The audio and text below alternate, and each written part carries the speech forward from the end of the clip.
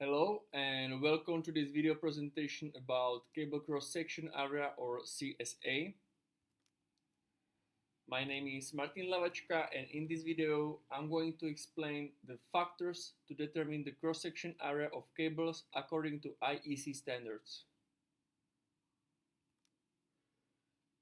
To correctly determine the cable CSA, there are 5 factors to consider: the composition of the cable, voltage of an electrical system, the current consumed by the load, the installation method, and harmonic disturbances. Remember that the current drawn by the load is not the only factor that determines the cable CSA. Let's move on to the next slide to see what low voltage power cable is made of and also the first factor in determining the cable CSA. What are the elements that are relevant to the size of a cable? The first element is the nature of the conductor. It can be copper or aluminum, but in most cases we will find only copper conductor. These two metals are used for their good ability to conduct electric current. The conductor is generally rigid, but can be flexible for equipment that will be moved in use. The second element is the insulating material that influences the temperature limit and consequently the maximum allowable current. The insulation must also be adequate to the nominal voltage of the installation. The cable may also have a sheath to protect the cable from mechanical shock. There are single core cables with one conductor and multi-core cables with phases and neutral and possibly protective conductor. So we have reviewed the first factor to determine the cable CSA. Let's move on to the next slide to look at factor number 2. Voltage of an electrical system. The cable must withstand at least a voltage equal to the nominal of the system for which it is intended. The nominal voltage of a cable is the reference voltage for which the cable is designed.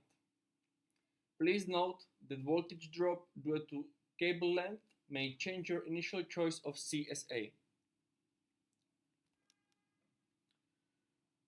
Factor number 3, the current consumed by the load. The current load capacity of the cable must be greater than the current drawn by the load.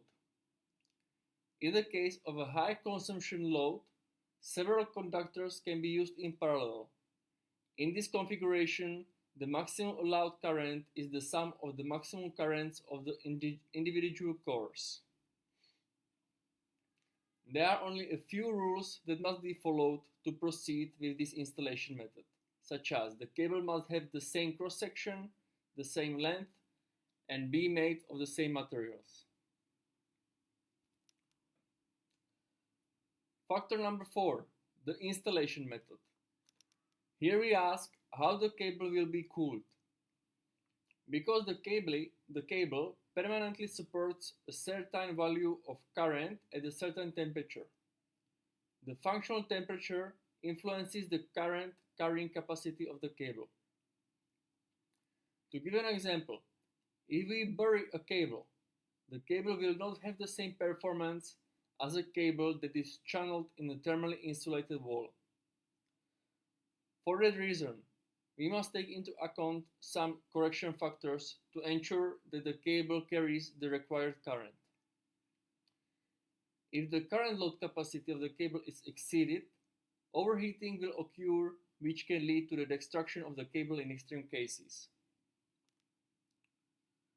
Don't forget that many installation methods interconnect equipment and organize cables. Therefore, the appropriate method must be chosen to protect the cables not only against ambient temperature but also against the other external influences such as mechanical shock, electromagnetic disturbances, and humidity levels.